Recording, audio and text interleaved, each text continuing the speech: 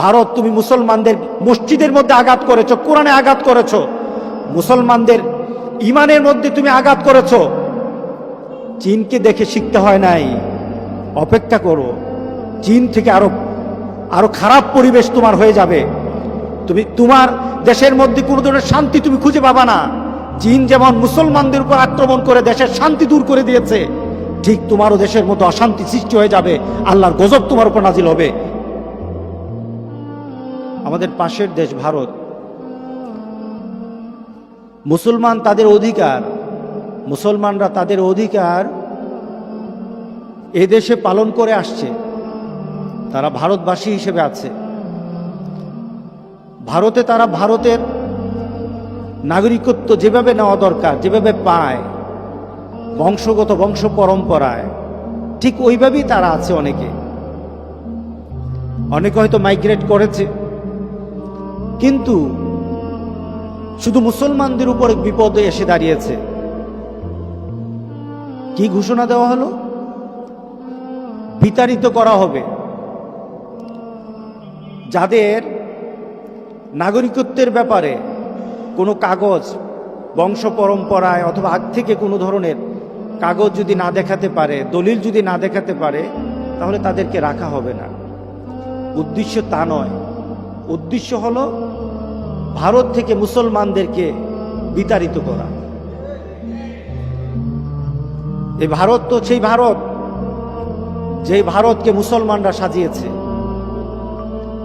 এই ভারত তো সেই ভারত যে ভারতের বর্তমান স্বাধীনতার জন্য মুসলমানরা জীবন দিয়েছে। ওলামায়ে কেরাম, ভারতের ওলামায়ে কেরামরা ইংরেজ বিরোধী আন্দোলন করেছে, দেশকে স্বাধীন করেছে। এ দেশকে সাজিয়েছে মুসলমানরা। এদেশের সমৃদ্ধি, ভারতের সমৃদ্ধি, ভারতের সৌন্দর্য সৃষ্টি করেছে মুসলমানরা। আজকে মুসলমানরা ভারতে থাকতে পারবে না, এ অযৌক্তিক দাবি ভারতের মুসলমানরা মেনে নিবে না। জান যাবে, তবু দেশ ছাড়বে না, তারা দেশ ছাড়বে না।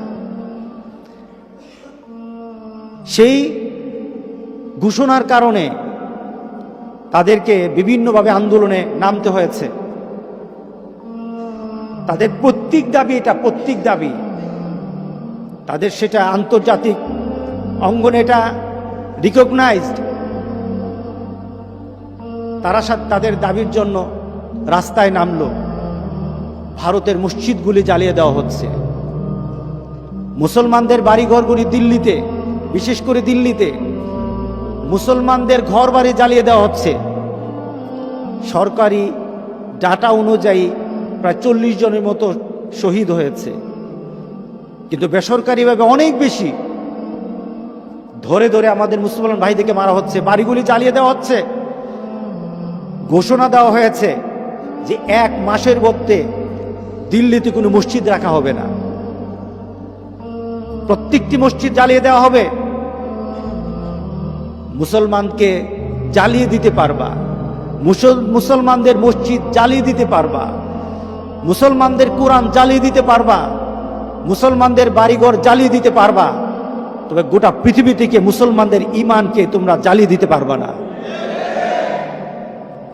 এত সহজ নয়। মুসলমানরা যেখানে একটা বীজ লাগিয়েছে, বীজ তো বুঝেন, একটা দানা লাগিয়েছে মুসলমান যে দেশে, ওই দেশের দানার থাকে নাই, ওই দানাটা বিরাট বড় গাছ হয়ে গেছে, এবং ওই গাছটার গাছ থাকে নাই, ওই গাছ থেকে লক্ষ লক্ষ ফল ধরেছে, ওই সমাজকে সুন্দর করে দিয়েছে। মুসলমান যেখানে যায়, মুসলমান বসে থাকে না, তাদের ঈমানের আলো দিয়ে সমাজকে আলোকিত করে নেয়। আলহামদুলিল্লাহ, এটাই মুসলমানদের পরিচয়। মুসলমানের গায়ে একটা আতরের গ্রাণ আছে, ঈমানের গ্রাণ। মুসলমানদের ঈমানের মধ্যে একটা আলো আছে। সূর্য যেমন আলো দিয়ে চতুর্দিক থেকে আলোকিত করে নেয়, সূর্যের আলোকে যেমন ঠেকানো যায় না। পারা যাবে সূর্যের আলোকে ঠেকানো? কেউ পারবে? সূর্যের আলোকে ঠেকানো যায় না। মুসলমানদের ঈমানের নূর কেউ ঠেকাতে পারবে না। ভারত তুমি যত চেষ্টা করো পারবা না। মুসলমানদেরকে মারতে পারবা, কিন্তু ভারতের মুসলমানকে ভারত ছাড়া করতে পারবা না। আমরা তাদের জন্য দোয়া করি, তাদের জন্য দোয়া করি। ভারতের মুসলমানদেরকে যেন আল্লাহ হেফাজত করে। অপেক্ষায় করো, অপেক্ষায় থাকো। ভারত, তুমি মুসলমানদের মসজিদের মধ্যে আঘাত করেছো, কোরআনে আঘাত করেছো, মুসলমানদের ইমানের মধ্যে তুমি আঘাত করেছো। চীনকে দেখে শিখতে হয় নাই, অপেক্ষা করো। চীন থেকে আরো খারাপ পরিবেশ তোমার হয়ে যাবে। তুমি তোমার দেশের মধ্যে কোনো ধরনের শান্তি তুমি খুঁজে পাবা না। চীন যেমন মুসলমানদের উপর আক্রমণ করে দেশের শান্তি দূর করে দিয়েছে, ঠিক তোমারও দেশের মধ্যে অশান্তি সৃষ্টি হয়ে যাবে, আল্লাহর গজব তোমার উপর নাজিল হবে। মুসলমানদের হেফাজতের দায়িত্ব তাড়াতাড়ি নিয়ে নাও, মুসলমানদেরকে হেফাজত করো। রাস্তাঘাটে মুসলমানদেরকে মেরে মেরে ফেলে দেওয়া হচ্ছে। আমরা কি বলতে পারবো না? আমরা কি কথা বলতে পারবো না? মুসলমানদের জন্য আমাদের কথা বলা দরকার নাই? আল্লাহর দরবারে বলা দরকার আছে কিনা বলেন? যদি না বলে কোন মুসলমান, যদি মুসলমানদের বিপদের সময় কোন মুসলমান যদি কথা না বলে আর কথা বলাটা যদি অপছন্দ করে, তার মধ্যে ঈমান আছে কিনা আমাদের সন্দেহ আছে, আমাদের সন্দেহ আছে। কারণ ভ্রাতৃত্ববোধ গোটা পৃথিবীর মধ্যে ইসলাম এমন ভাবে দিয়ে গেছে। রাসূল সাল্লাল্লাহু আলাইহি সাল্লাম বলেছেন, পৃথিবীর এক প্রান্তে কোনো মুসলমানের কোনো গায়ে যদি একটা টুকা পড়ে, পৃথিবীর অপর প্রান্তের মুসলমান ভাই এই ব্যথায় ব্যথিত হয়ে বলবে, আমিও ব্যথা পেয়েছি, তোমার সাথে আমি আছি। এটা মুসলমান, এটা মুসলমান। আজকে পৃথিবীর মধ্যে মুসলমানরা নির্যাতিত, আর আমাদের মতো মুসলমান নামের কলঙ্ক, তাদের জন্য দোয়া করতে আমরা সাহস পাই না, তাদের জন্য আল্লাহর দরবারে কাঁদতে আমরা সাহস পাই না।